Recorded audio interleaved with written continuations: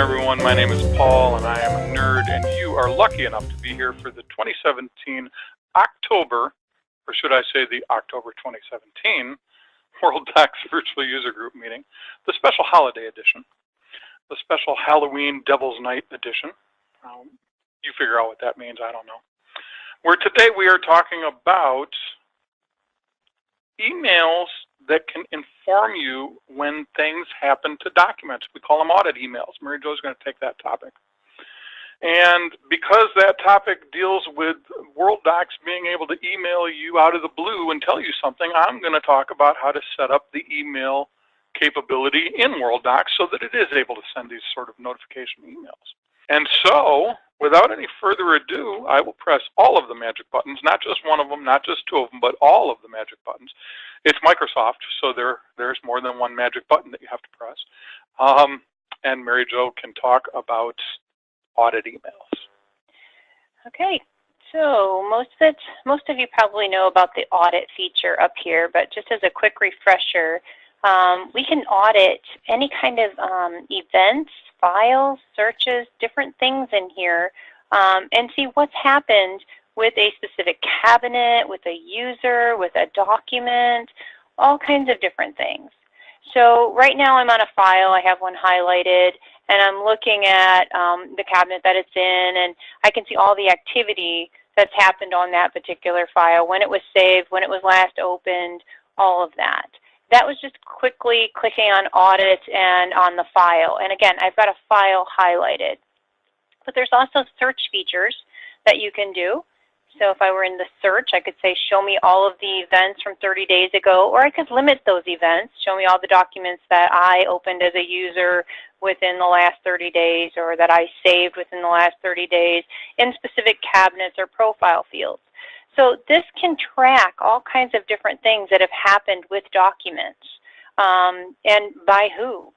And so the audit feature is very helpful for determining what and when something has been changed or deleted or moved or whatever.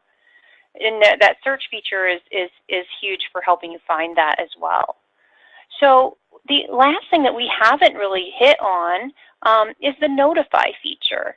And this notify feature lets you actually set up notifications to see changes within a cabinet, within a profile field, within a certain document, or for certain users or events. And then you can decide who you want to send the emails to and CC or BCC those emails to show you the notifications that are happening on a specific document or in a certain file. So for example, right now, let's just start a new one. I'm going to add. We can give it a name, and maybe this is Mary Jo's, deletions. Maybe Paul wants to track when I delete something. Oh yeah, you got to track. It's all about that. So we'll just say this is Mary Jo delete. Okay. Oh, Mary Hojo. There we go. Yeah, Hojo. They just closed the last one. I know. What the heck? And if let's say he's just worried about what I've deleted in the client file. Now he could pick all files or cabinets or whatever. I'm sorry, client file cabinet, or just in certain cabinets. So we'll put client file. And then maybe he's only worried about certain profile fields within there. He just wants to know if I have changed doc types or maybe a certain client. I only want to know the things that she's deleted for client XYZ, whatever that is. I can put any combination of parameters in here. But for this one, I'm going to say he wants to know everything I delete. So we'll cancel that. And again, I could put in a specific doc ID or description if he was worried about a specific document. But I'm going to limit this to just me. Whoops, click on users. And I'll pick, he just wants to know about my things that I'm deleting. So I'll select that user. And on the events, he's got all of these different things that he could track. But we're talking about deleted. So we're going to click on that. Now I can do more than one combination of whatever, but I'm just going to worry about deleted right now. And then I can send him an email that would say, oh, Mary Jo deleted this on such and such a date. She deleted that file. And I could send that to him. And so he would put his email address in there if he wanted to CC or BCC and BCC anybody. I can't talk today. He could do that. and then say okay, and then whenever I deleted a document, he would receive an email notification, and it would tell him that Mary Jo deleted a document in the client files. This is what she deleted. So this could be very powerful if you have to track certain things within your firm or certain documents and all the changes that have happened to a document. This could also be something that you're just looking at a certain client and a certain document, and you want to track every single change that has happened, whether somebody's opened it, somebody's done this, somebody's done that. You want to see everyone that's touched that document in the last whoever, and be notified whenever that gets opened or whenever that gets changed or moved or whatever. It could be one simple document or multiples or clients or any of those different things. So this is really helpful with that. It just gives you that added level of notification when things get done so that you don't have to come out here and run the audit and search. You could be notified when certain things happen. That's very cool. I know that the audit has been a huge feature for a lot of firms for a long time. But as you say, it's an after the fact thing. Somebody deleted this document weeks ago, and now we're just discovering it. Whereas in the rule that you just built, I would know immediately when you delete a file. You didn't save it? I didn't save it. I need that. You really want that one? Yeah, I got to know. You'll have to recreate that one for yourself. I wasn't paying attention. So what happens to make that work is pretty simple, but without setting up what I'm about to show you, that audit notification would never arrive anywhere. So if you go into WD admin, if you don't know how to get in there, then you probably don't belong in there. So this is something that the administrator sets up, somebody within your firm or us. And what we're looking at is edit and then email properties. And this takes us to a screen where we can define, for most of you, this is going to be setting up Exchange properties, letting it know the SMTP server, the port, the type of communication, and then the login credentials. It's basically all you need to know. Now, you probably, there's a very good chance that you would not know what this is or that. So you ask your IT person. You say, okay, on our Exchange server, what is my SMTP server? What is my port that I would use, and what type of communication is it? Is it clear, SSL, or TLS? These are things that your IT person can tell you. And then this is just going to be a valid email address that can be sending email on that server. So these notifications will actually be coming from paul.purdue@attorneycomputersystems.com in this example. And then this is the password, not for that Windows user, not for Practice Master, not for Worldox. This is the password for that email account. Now that may, again, be something that you need to get from your IT people. You know what your email address is, or at least the email address that you want to use as the sender. You may need to get the password. You may need to get the SMTP server port and the type of communication from your IT person, but they're going to know what these things are, and they're going to give them to you, and then all you need to do is come in here and set this up. Now, just quickly, it's unlikely that you are using for the firm Yahoo, Hotmail, Gmail, or AOL. It's very likely that you have an Exchange server, but I will explain this other thing. You can also use the Worldox SMTP host. We don't recommend doing that because then you're relying on Worldox's SMTP server. Not that that's bad, because it's the same server that you'll notice is used for dispensing license codes, and therefore it's pretty much always available, or else they'd hear about it. But it just means that your mail is then going through, it's being routed through an external server. So right there, that might violate HIPAA rules and all sorts of other things as far as your security protocols for the firm. But it is an option. So the two things that I would imagine that a firm would either be using Exchange and setting up to use their own Exchange server, and I would recommend strongly that that be what you do, or Worldox if they want a quick and easy way to make this work.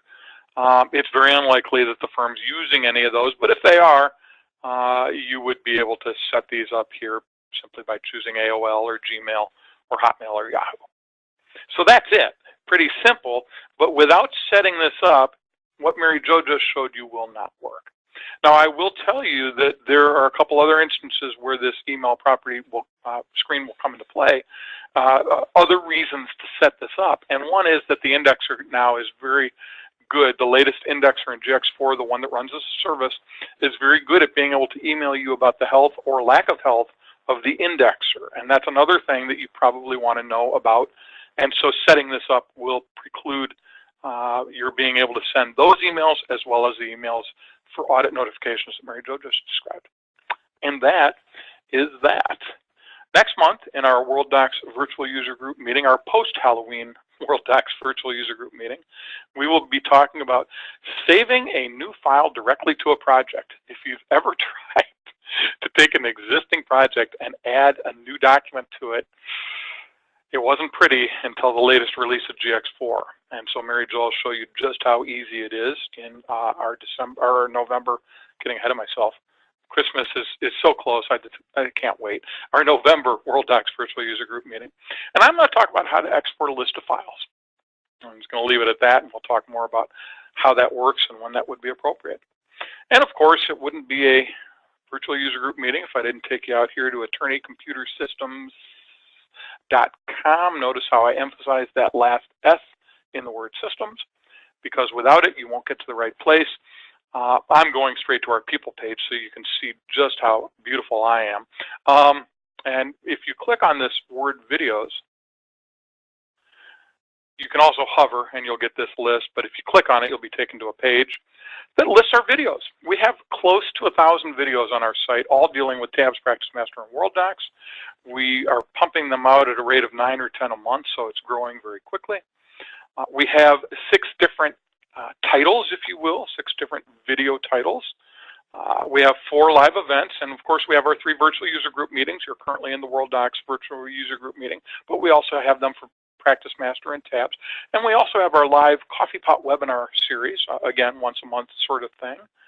You know what the virtual user group meetings are because you're in one. The coffee pot webinars are a time when I take a product that's an add-on to Tabs, Practice Master, or Worldox and bring in somebody from the company that makes the product, and we talk about it and how appropriate it is and how helpful it is in using the core product that it's enhancing.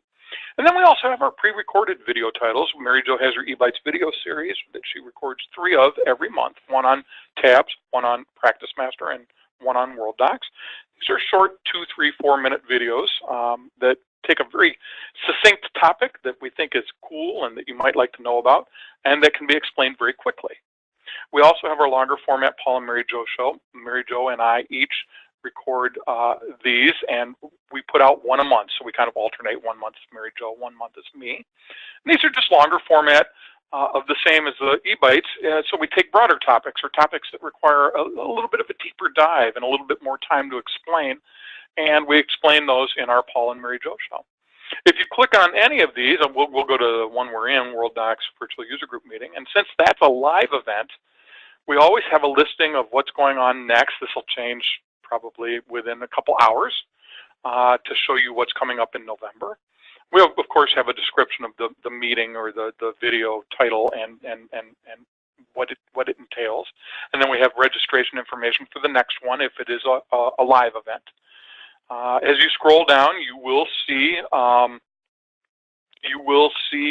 recorded versions of every one that we've done before. So we have, again, this is where the 1,000 videos come in. These are the recorded versions of everything that we've ever done, be it live or be it a pre-recorded event. We also have a search box up here, so you can always just type something in here and go straight to what you want. But these videos are available 24 hours a day, 7 days a week, 265 days a year. I don't know where I got 236. We observe all the major holidays as far as restricting our videos. Now, they're available 365 days a year, and they are there for you. Please take advantage of them. And I have just been alerted by our humble moderator that we have a late question that we are going to sneak in. Leanne, what question do we have? Well, I'm having a little trouble bringing the question up. Wait, I don't know if you can help me with that, Paul. Well, we'll see. Leanne is oh, Well, never mind. It says thanks for the information. Oh, okay. Because I'm clicking on it. Sorry, David, but I'm clicking on your question and. Leanne was just grumbling before she got in here. She's a fill-in moderator, and LogMeIn has just purchased all the GoToMeeting, GoToWebinar, GoToAssist products, and they literally are changing every day. Every day we come in here and there's something new. So I share that with you because I want you to know that we grumble about our software too. So everybody have a good day, a good rest of the month, and we will see you in November. Thanks much. Bye-bye.